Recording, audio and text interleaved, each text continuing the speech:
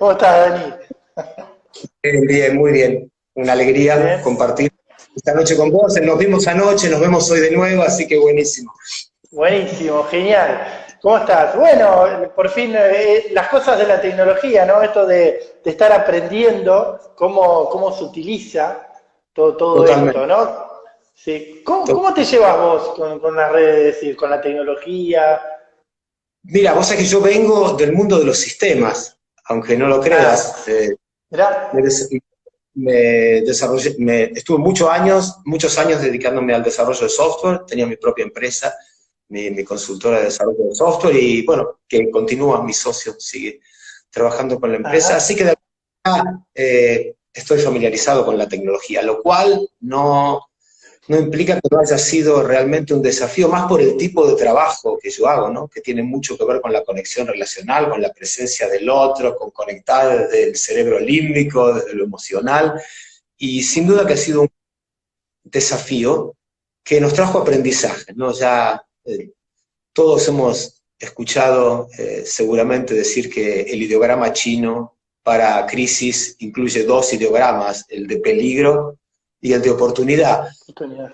Me parece que más allá de que conceptualmente a todos nos haya parecido interesante, ahora estamos claramente frente a uno de esos momentos, ¿no? Donde claramente hay un peligro. Y sin embargo, para mí fue la oportunidad de manifestar algo que hacía tiempo venía sintiendo que quería hacer, que es encontrar un modo de que esto que hacemos llegue mucho más allá de las personas que tienen la posibilidad de viajar hasta Buenos Aires o algunas de las ciudades, ¿no? Del interior del país o de Latinoamérica, donde hemos hecho nuestros entrenamientos. Y una de las mayores alegrías para mí anoche fue encontrar que prácticamente el 80-85% de las personas que estaban participando del inicio de nuestro entrenamiento eran personas que no vivían ni siquiera cerca de Buenos Aires, ¿no? Eso para mí fue una enorme, enorme alegría, fue una fiesta anoche para mí, fue un sueño Ujú. hecho realidad.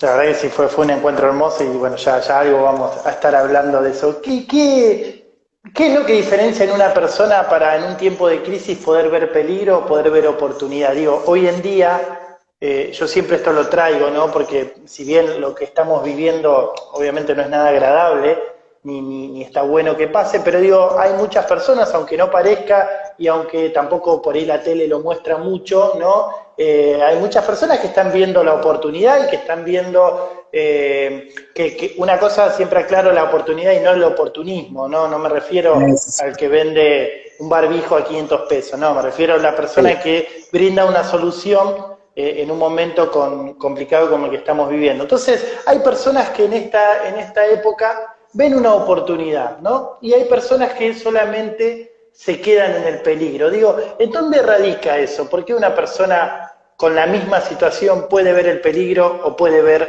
la oportunidad? Yo creo que en los modelos con los que yo estoy trabajando especialmente en estos tiempos, es el cambio generativo, pensamos que el proceso arranca en primero hacerle espacio a lo que sea que hay allí. Entonces, la primera cosa que necesito para transformar el peligro en oportunidad es hacerle espacio a eso, a ese peligro. O sea, poder aceptar que estamos en una situación de peligro y después ir más allá todavía. O sea, ok, hay peligro. ¿Y qué más hay además del peligro? Empieza por el no rechazo del peligro. O sea, si rechazo el peligro, entro en contracción y en contracción no hay lugar para más nada. O sea, cuanto más me contraigo, hay menos espacio. En cambio, si puedo realmente primero conectar conmigo, con mis recursos, después abrirme, conectar con las redes, con los campos sociales a los que pertenezco. Y ahí yo creo que empiezan a aparecer las oportunidades, las posibilidades. Pero en general creo que es como no invitar al peligro, sino invitar a lo que está sucediendo, que incluye peligro y que incluye oportunidad. Ujú. Vos sabés que hablando un poco del peligro, yo siempre digo que el miedo es como que tiene muy mala prensa, ¿no? Que siempre el miedo es malo. Y creo que un poco también en los libros, ¿no? De autoayuda y esto nos inculcan de no tenés que tener miedo, el miedo es malo, digo, y muchas veces termina siendo contraproducente eso, ¿no? Quiero tener totalmente alejado de mí el miedo, en lugar de por No, ahí, bueno, ver qué me muestra, ¿no?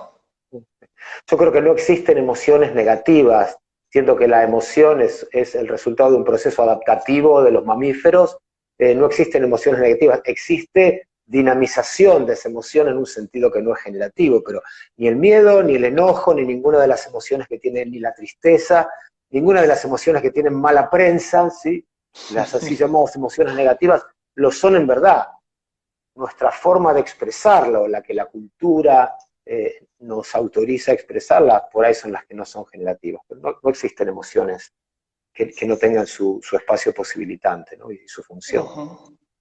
Vos sabés que sí, a mí, yo siempre digo cuando estoy con mis alumnos, nunca me deja de sorprender cómo dejamos de lado tantos años a las emociones, ¿no? Cómo creo yo que el sistema está diseñado un poco para, bueno, no llores, no te emociones, digo, hasta pedimos perdón, ¿no? Viste, cuando uno llora dice perdón, como diciendo.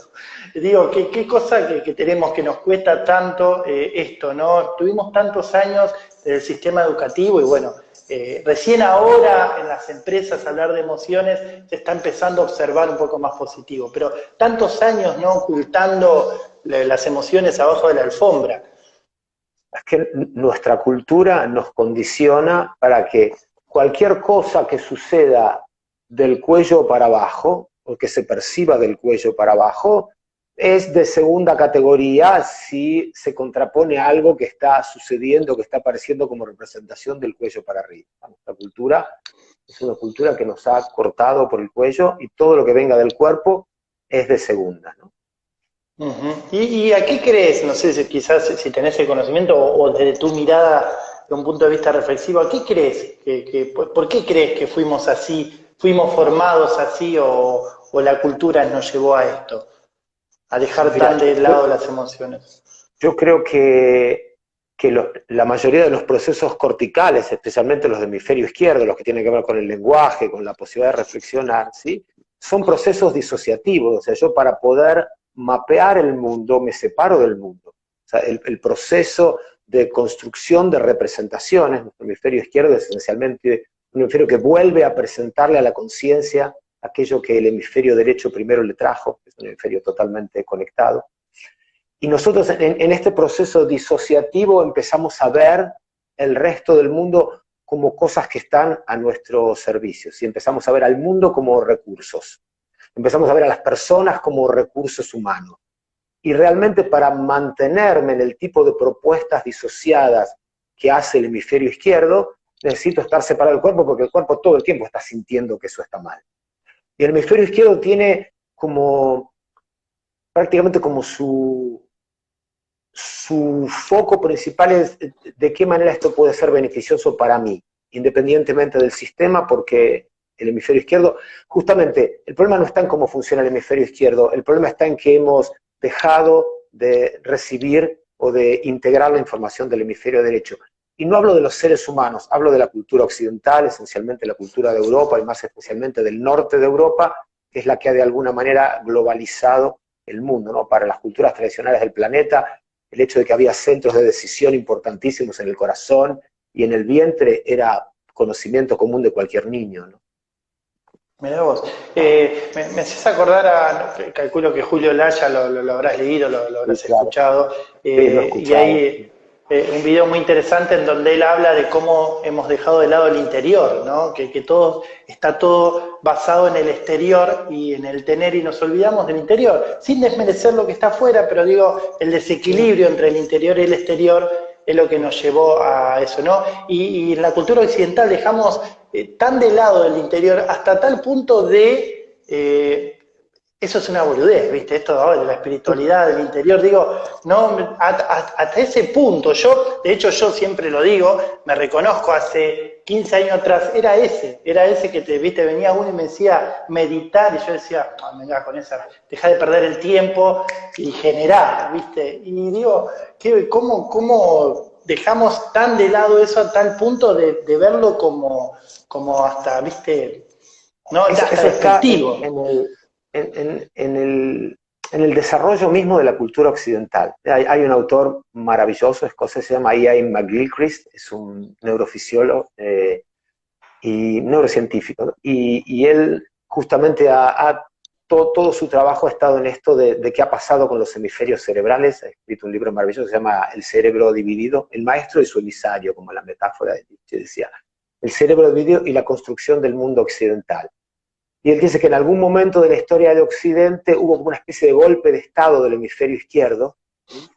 Y que empezamos a cambiar culturalmente, y el hemisferio izquierdo tiene como objeto el provecho, o sea, ¿cuál es el beneficio que yo puedo sacar de eso? Así que ante la pregunta, bueno, voy a meditar, el hemisferio izquierdo dice, ¿y para qué me sirve meditar? ¿No? Como todo tiene que servir para algo, todo tiene que traer implícito un beneficio, ¿sí? Una obtención de alguna cosa externa a mí. Y bueno, nuestra cultura nos ha formado de esa manera. Creo que es nuestra tarea despertar conciencia. ¿Y cómo empezaste en este camino? Porque digo, me decís que venís del sistema, no sé si siempre te interesó esto de despertar conciencia en las personas, de inspirar, sí, como me gusta decir a mí, pues, sí, ¿dónde empezó eso? Mira, yo desde los 15 años, yo me acuerdo perfectamente a los 15 años, leyendo El lobo estepario de Hermann Hesse, donde él decía que cada tanto para sobrevivir se ponía una fecha de suicidio y entonces podía continuar un tiempo más, que era su estrategia. Y me acuerdo haber sentido claramente en ese momento, si esto es todo lo que hay para vivir, es mejor suicidarse. O sea, si esto que me propone la cultura es la única experiencia. Así que ya desde ese momento empecé a buscar cosas, y me interesó el yoga y la meditación, y mi camino empezó por la arquitectura y después por las lenguas, hasta que finalmente caí en los sistemas. Y cuando ya hacía años que venía trabajando en desarrollo de software, participé de un seminario de desarrollo personal y profesional de varios días, donde realmente empecé a tomar conciencia de la importancia que tenía el lenguaje y de cómo el lenguaje configuraba realidad. Y me di cuenta que después de esos 5 días, que en realidad eran 3 medios días y 2 días enteros, yo salí hablando distinto. Y a partir de hablar distinto empecé a notar que pasaban cosas diferentes. Y empecé también a notar entonces esa relación que hay entre el lenguaje, lo que me digo y los diferentes estados de conciencia y las posibilidades o la ausencia de posibilidades que ese tipo de conversación conmigo me dan. Entonces ahí realmente comencé a interesarme en cosas que tenían que ver con el lenguaje, programación neurolingüística, coaching ontológico, finalmente terminé en la hipnosis ericksoniana, el trance generativo, y hace, 12 años que vengo trabajando con Stephen Gilligan, que estuvo en el grupo original que desarrolló la PNL, pero él esencialmente es un budista, y todo lo que él propone como trabajo transformacional tiene una profunda base espiritual. Bien, vos sabés que me atrevo un poco a decir esto porque seguramente hay muchos coaches, muchos estudiantes también de coaching que están viendo, y yo siempre digo, por ahí, no solo yo, sino también grandes coaches, que dentro del coach ontológico, ¿no? Hablamos de los 3 dominios, que es cuerpo, emoción y lenguaje, y es como que el dominio espiritual, ¿no? Es como que todavía yo siento como que se está viendo dónde encaja dentro del coaching, ¿no? Como que no se le da tanto, no sé si vos lo ves así, estaba leyendo. Sí. Yo me acuerdo que a pesar de que yo no hice mi formación con él, después cuando él todavía daba formación, yo respeto muchísimo a Marcelo Krinsky como coach ontológico, creo que es uno de los grandes coaches ontológicos que tenemos en Argentina, y él trabajaba, ¿sí? Su modelo del observador era cuerpo, emoción, lenguaje y algo más que lo englobaba. Algo más. Y algo más, claro. ¿no? Ese cuarto elemento en el modelo del observador, ¿no? Tal cual. Sí, yo encuentro mucho de eso, es una opinión personal, ¿no? Pero digo, en conciencia generativa hice un encuentro, nada más allá de también lo que venía leyendo y viendo algunos videos, es como que yo encontré eso. Estoy como encontrando eso que por ahí me faltaba, ¿no? ¿Qué es eso? Que va más, algo más, creo que esa es la definición, ¿no? Y no creer que ese algo más es algo que está lejos o que es algo que que no está o que no existe o que es imaginario, no. A mí me gusta traerlo mucho así porque yo vengo desde ese lugar, desde el lugar contrario, ¿no? En todos estos años me fui dando cuenta, de hecho, el tema de la meditación, hace un par de años atrás para mí era impensado, hasta hoy en día me cuesta, pero digo, empecé a tomarlo y empecé a darme cuenta de la importancia que tiene eso, ¿no? De conectarse con uno. Bien, y cómo eso te evita la posibilidad de tener resultados en el exterior, ¿no? Que después Totalmente, aparecen. Pero totalmente. Es que, sí. no, que yo creo que todos los resultados que obtenemos son el resultado de nuestro estado de conciencia primero que todo. O sea que como que la conciencia como posibilidad es como lo primero. De ahí después viene este mundo de posibilidades de nuestro inconsciente, este manager de lo concreto de nuestra mente consciente, pero esencialmente hay algo que lo engloba todo esto y es como esta cosa increíble de los seres humanos que podemos ser conscientes de que estamos conscientes. Y si alguien, digamos, solo hace falta mirar a nuestro alrededor, solo falta mirar a este milagro autopoético que es nuestro cuerpo, que permanentemente está inteligentemente reconstruyéndose a sí mismo para que creamos que somos la misma persona, cuando en realidad somos simplemente el resultado de un proceso de cambio constante. Si hace falta más para creer que hay... O sea, a mí no me gusta, lo que no quiero es, justamente creo que ha habido una gran confusión de espiritualidad con religiosidad, ¿no? Y que no hace falta suscribir ni sentir que yo pertenezco a ninguna creencia religiosa para entender que hay una inteligencia en el mundo que es mayor que yo. Que hay algo, ¿sí?, inherente, en lo cual, a lo cual podemos de alguna manera... no entregarnos, sino conectarnos cuando sentimos que eso que queremos va más allá de nuestros recursos personales. Y es lo mismo cuando yo conecto con el campo de mi familia o de mis ancestros, o como hablábamos ayer, los linajes del saber que me preceden en lo que yo hago. De alguna manera también estamos accediendo a ese campo que podríamos llamarlo un nivel espiritual o un nivel de trascendencia, por ejemplo, ¿no? De algo que me trasciende como individuo. Ujú.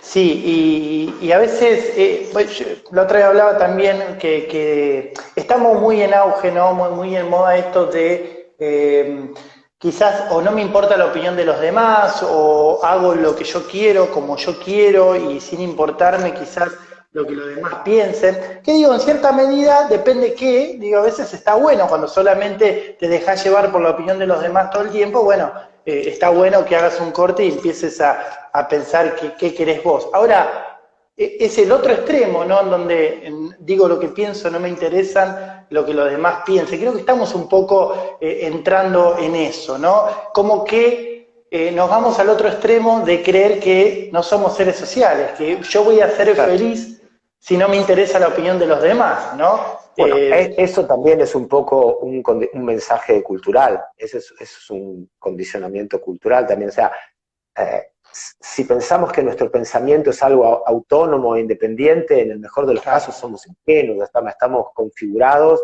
desde el momento que nacemos. Si pudiésemos pensar en nuestro sistema nervioso como el hardware de una computadora, somos algo infinitamente más complejo y rico que eso, pero hagamos esta metáfora reduccionista.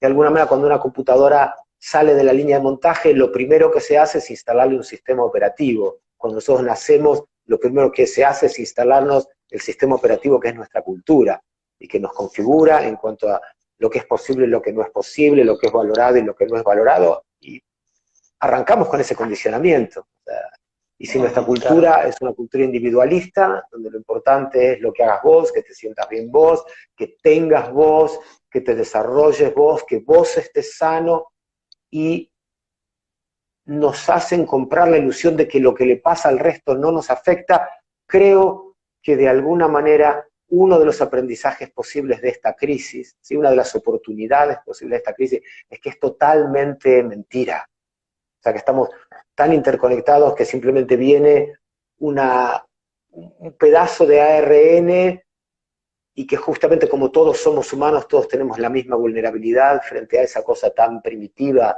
tan básica, tan antigua como es un virus, ¿no? Y ahí Sí, nos encontramos en que estamos todos unidos en ese lugar. claro, exactamente. Y también, ¿no? Anoche dijiste algo en el curso que me pareció fascinante, esto de que la primer parte de nuestra vida quizás no nos depende tanto, porque bueno, venimos con un montón de creencias y todo lo que nos fueron transmitiendo, pero que llega un momento que nuestra vida, bueno, nos pertenece, ¿no? Y tenemos que empezar a hacernos cargo. Y creo que esto que vos estás trayendo, como siempre digo yo, todo lo podemos utilizar para a favor o en contra. Digo, cuando decimos, bueno, yo soy así, que también es un poco lo que el sistema nos muestra, que bueno, vos dependés, y yo soy así, y dado mi papá y mi mamá, yo soy así, ¿viste? O dado mi familia, y bueno, yo soy así. Digo, también descansamos en no hacernos cargo, en el otro extremo, ¿no? En no hacernos cargo de nosotros, porque bueno, me hicieron así. También utilizamos eso como para... Y en un punto esta idea de Jung es buena en el sentido de yo puedo decir, bueno, ok, entiendo que la primera parte de mi vida yo he sido así, dado el condicionamiento que recibí. Pero esto es cuando mis elecciones no dependían de mí. Tal vez yo no podía elegir dónde iba a vivir, tal vez yo no podía elegir lo que iba a estudiar, tal vez yo no podía elegir si iba a estudiar. Yo recuerdo, mi madre quería ser maestra, ¿sí? Como mi abuela, y mi abuelo piamontés no dejó trabajar a mi abuela y obligó a mi madre a estudiar corte y confección.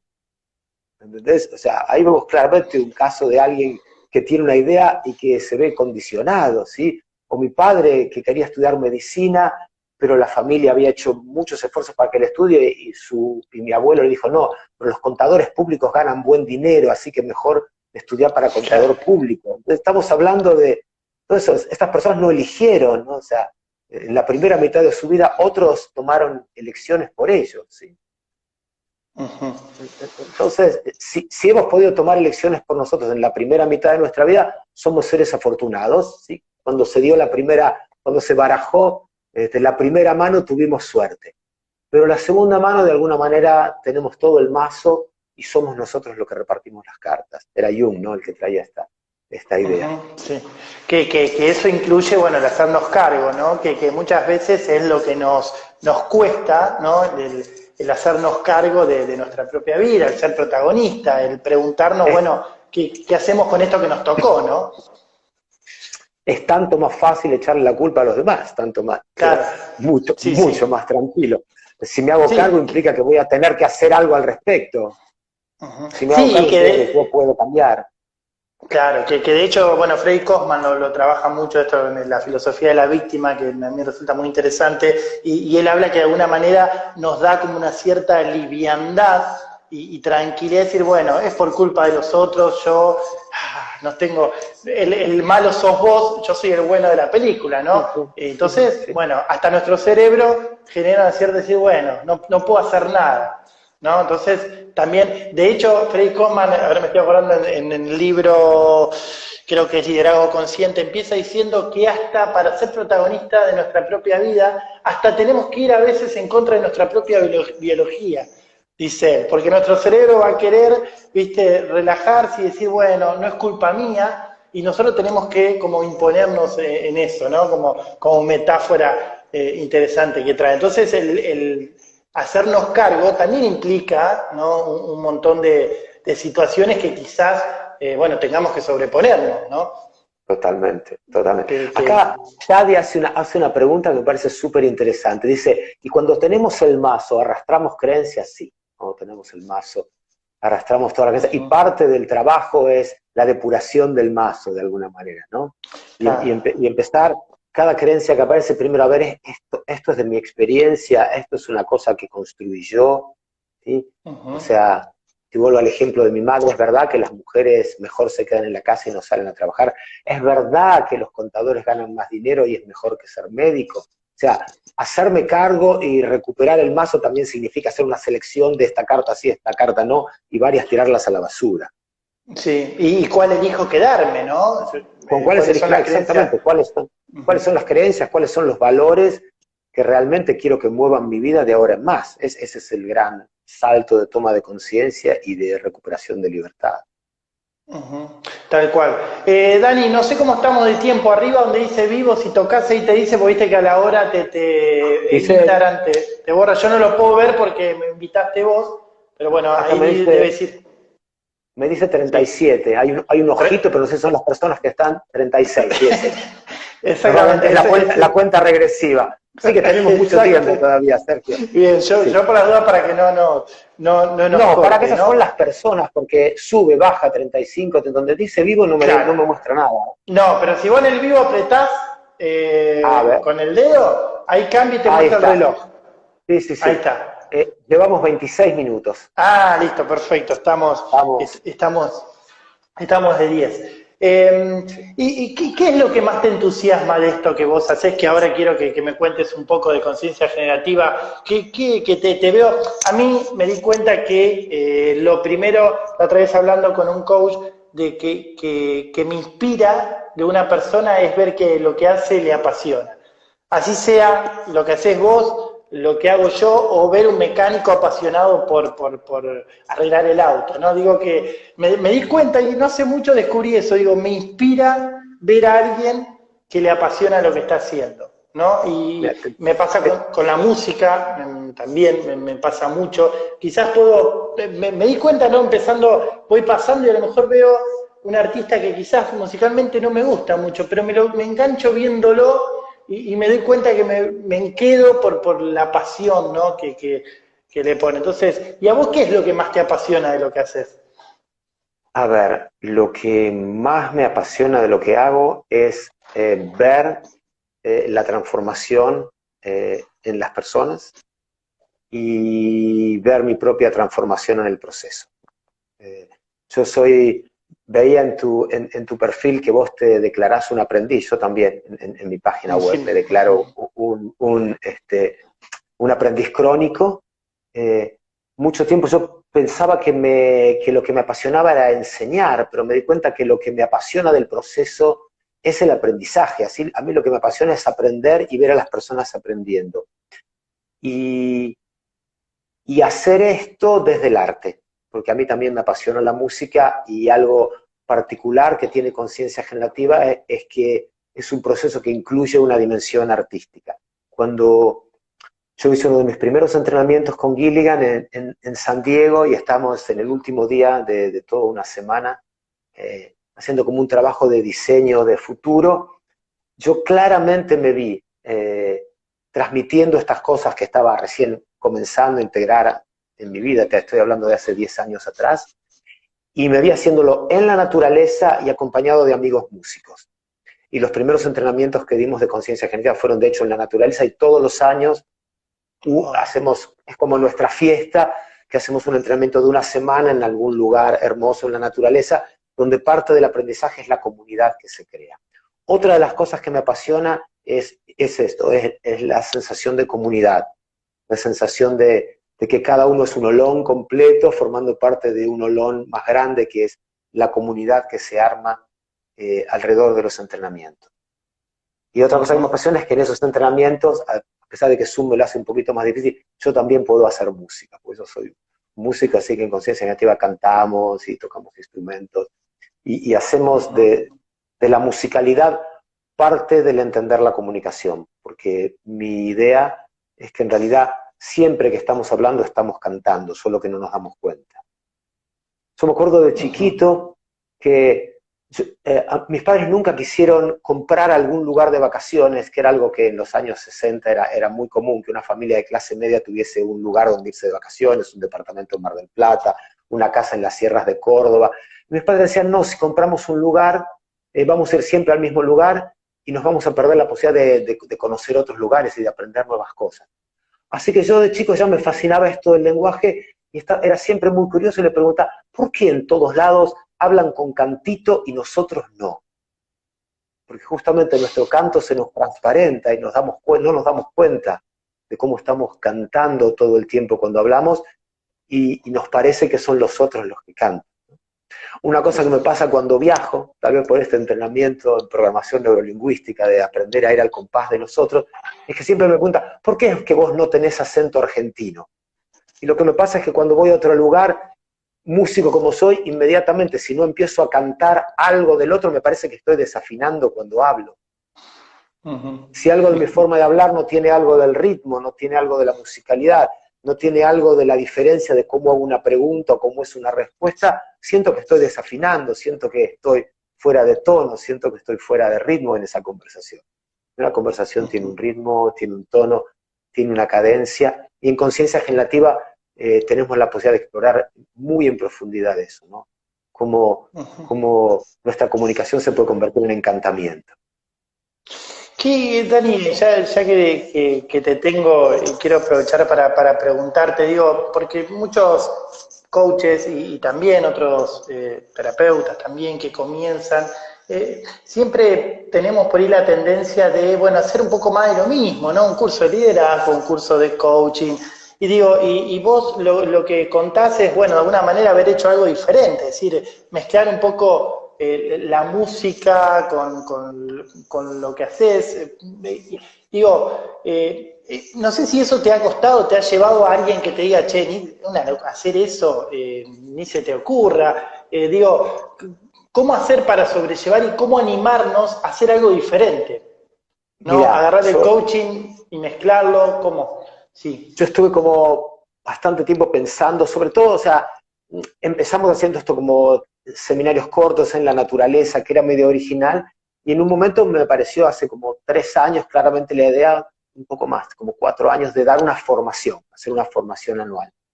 Y me acuerdo que y estaba que sí, que no, que sí, que no, y estaba en una mañana de febrero, adentro de la pileta de una amiga en Río Cuarto, y le comento esto que me pasaba, y ella me hizo una gran pregunta de coach, y me dice, Dan, ¿qué es lo peor que podría pasar? Y yo dije, que no se inscriba nadie, y eso sería muy malo. No, peor sería quedarme con la duda de si esto podría llegar a funcionar. Así que claro que tuve todo tipo de segundos pensamientos, había como momentos en que tenía como la total claridad de que esto era lo que quería hacer, y otros momentos en que, bueno, me aparecían todas estas preguntas.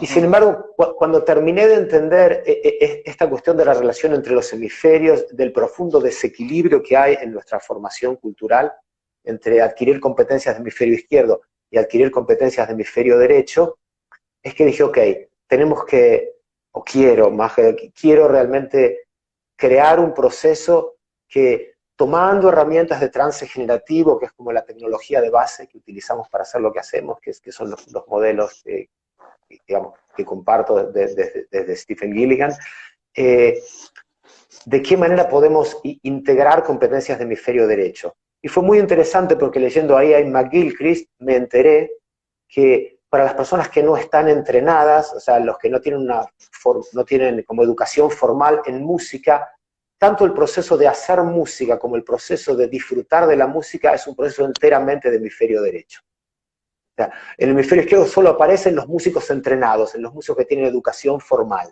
En las personas que no tienen educación musical formal, tanto el disfrute como la posibilidad de hacer música es totalmente activación de hemisferio derecho.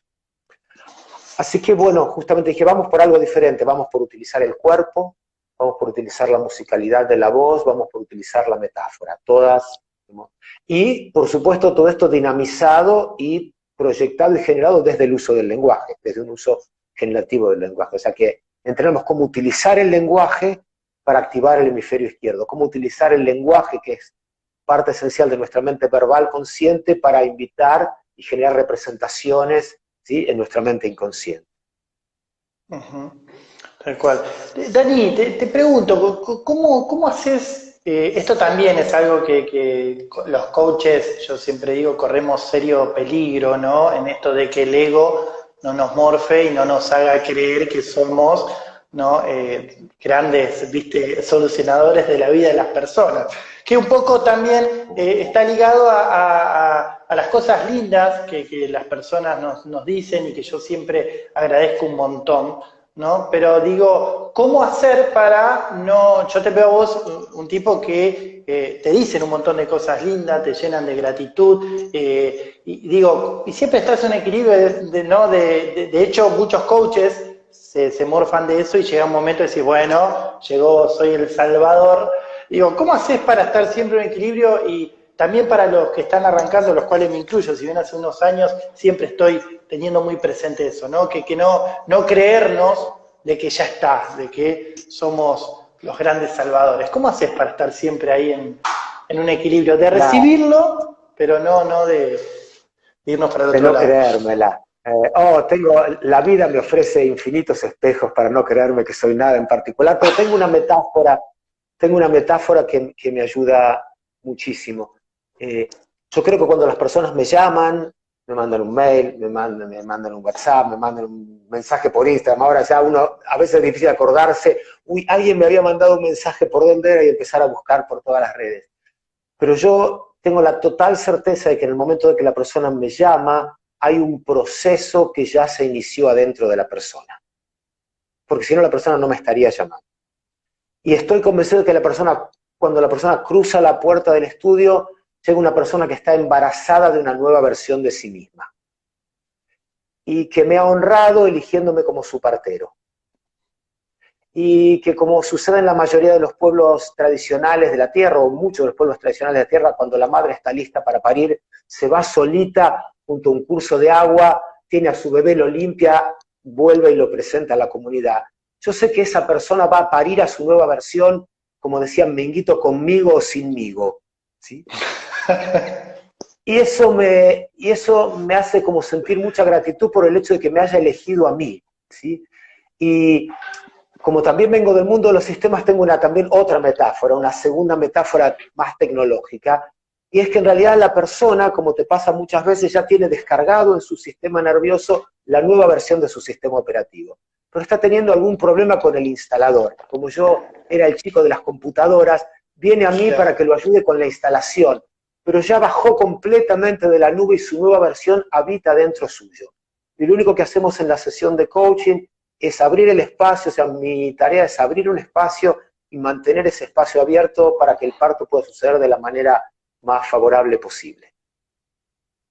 Qué bueno, qué bueno. Y también disfrutar de eso. Vos sabés que a mí me pasó, yo era muy al principio, sobre todo cuando había arrancado muy presente esto del ego, ¿no? Y todo el tiempo hablaba y siempre decía, bueno, yo no tengo nada que ver, en realidad lo que hago es transmitir la disciplina que aprendí, y yo siempre era una conversación muy presente. Y un día un alumno que tenía muy desarrollado su interior y su espiritualidad, me dijo algo que a mí me hizo mucho sentido. Me dice, ojo con estar todo el tiempo, cuando alguien viene y te agradece, siempre decís, no, yo no, porque vos te preparás también para esto, ¿no? Para generarle algo a la persona. Entonces digo, ahí aprendí, o voy aprendiendo todo el tiempo, a encontrar un equilibrio entre recibir, ¿no? Por eso te decía, el de recibir y el de disfrutar ese agradecimiento sin irnos al otro lado. O sea, no es que no hicimos nada, pero tampoco es que hacemos todo, ¿no? Entonces encontrar un equilibrio entre disfrutar esa gratitud,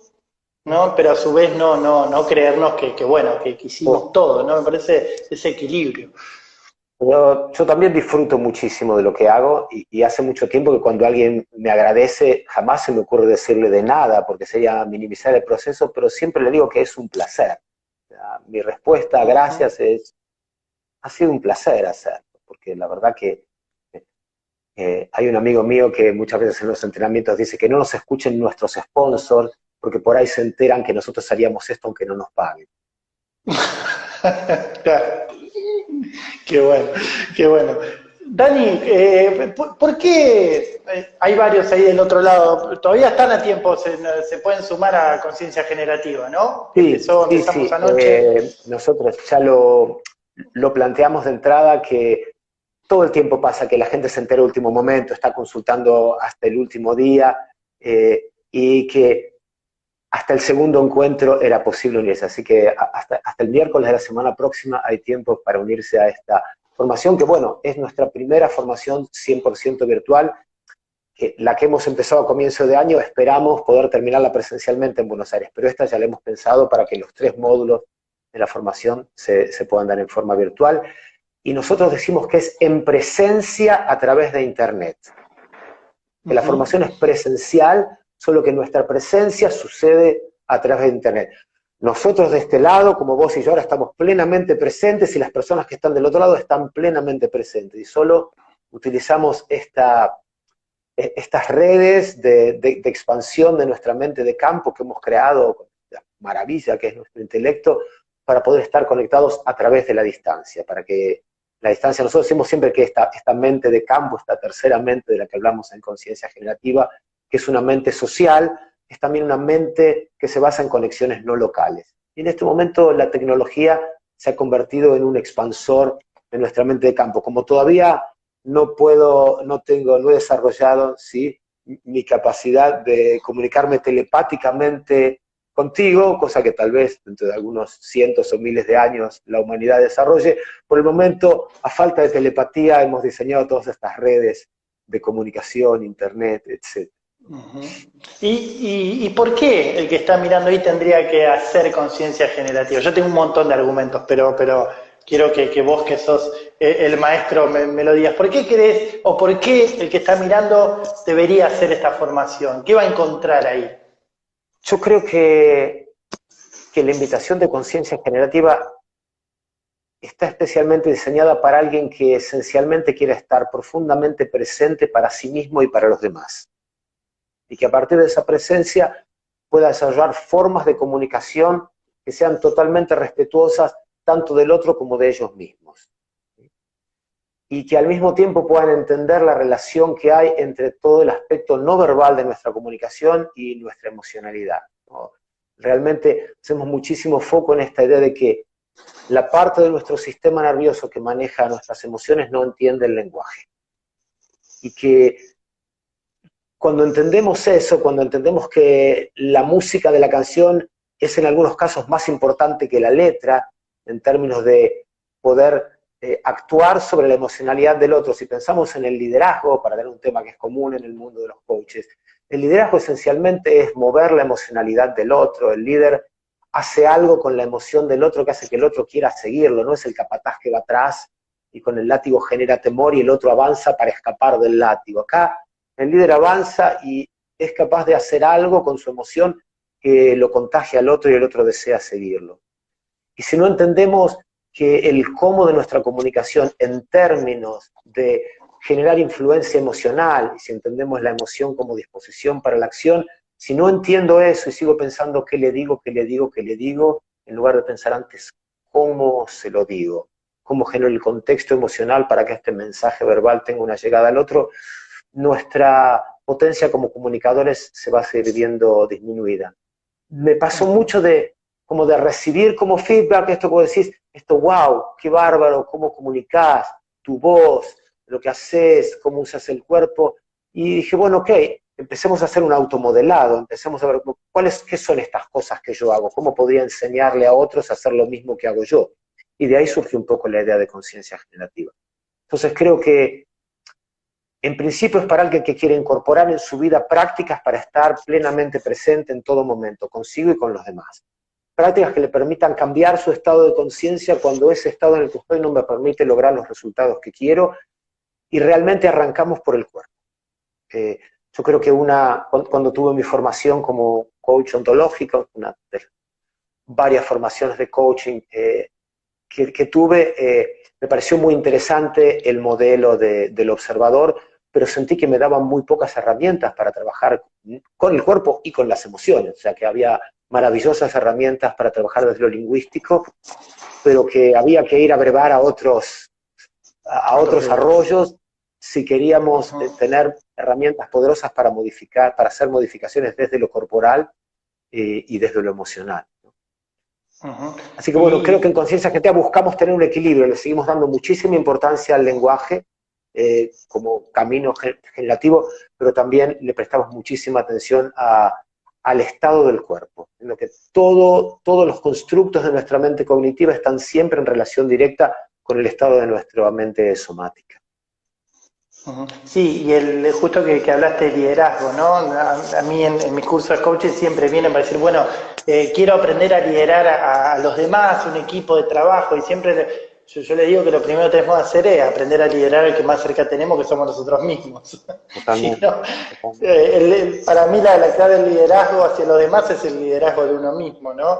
El mejor líder es el que se lidera a sí mismo, por supuesto. Sí. Exactamente, así que bueno, están a tiempo los miércoles, bien de 19 a 22 horas, los que se quieran sumar, a mí, ni hablar para los que somos coaches, es maravilloso, hermoso, increíble, a mí, bueno, lo que amamos la música, ni hablemos, a mí se me hace un lío en las meditaciones, pues no sé si escucharte a vos, escucharlo a Matías, con esos instrumentos maravillosos que vos sabés que me aparecía yo soy muy de lo mental, ¿no? Entonces la meditación por ahí, viste, que me voy y vuelvo, viste, mucho menos que antes, y en un momento me iba con el instrumento, es decir, ¿qué estará tocando? ¿Cómo se llamará ese instrumento? ¿A dónde se? Entonces después digo, callate, seguí conectado. Pero vos sabés que otra de las cosas que entrenamos mucho, yo creo que también todo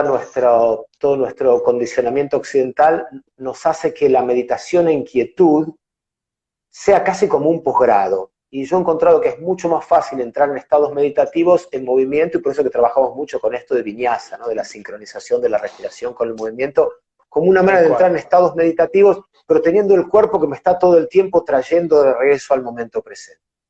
Sí, es buenísimo. Y la otra cosa interesante es que el objetivo es que las personas que participen se lleven prácticas personales que les permitan transformarse. Lo interesante es que esas prácticas, para aquellos de nosotros que somos coaches, terapeutas, líderes, son prácticas de uso inmediato al día siguiente. Porque además no hay gran teoría, es todo muy, como dice uno de los facilitadores de conciencia generativa cuando hacemos entrenamientos presenciales, que es un especialista en artes internas chinas. Él dice siempre, a mí me gusta que mis alumnos se lleven la información escrita en el cuaderno del cuerpo. Tal cual, sí, tal cual. Y esta es una de las ideas nuestras, que la información me la lleve incorporada, incorpore en el cuerpo. Esa no se olvida más. Exactamente, tal cual. Bueno, Dani, la verdad te quiero agradecer, siempre es un placer conversar con vos, ya te admiro un montón y nada, ya te dije que te sigo y estoy feliz por haber comenzado, como te decía hoy, por privado. Primero, el agradecimiento a mí, siempre los invito a preguntarse a todos de qué te agradecerías a vos mismo, ¿no? Entonces, hoy me agradezco por haber tomado la decisión de empezar el curso y luego también te agradezco a vos, a Matías, a todo el equipo. Me encantó conocerlo a Matías por Zoom, ver la pasión por la música, escucharlo tocar, la verdad maravilloso, y acompañado por tu voz. Así que gracias por permitirme conversar un rato con vos. No, un placer para mí, yo me agradezco haber aceptado tu invitación, porque toda oportunidad es buena para compartir lo que nos apasiona, y tanto a vos como a mí, esto de la transformación personal es algo que nos apasiona. Así que estamos en el mismo equipo, ¿no? Así es, hasta muy pronto, Sergio, hasta el miércoles próximo. Hasta el miércoles, ya nos vemos. Y todos los que se quieran sumar, en todo caso me preguntan a mí y yo los derivo para mi Instagram, los que quieran para información sobre conciencia generativa, y los derivo con Agostina, si no me equivoco, que fue la chica que me mandó toda la info. Así que bueno, gracias Dani, te mando un abrazo. Bueno, gracias a vos, gracias a todos los que nos acompañaron. Y todo gusto, hasta siempre. Y bueno, abrazo grande, nos vemos Dani. Abrazo.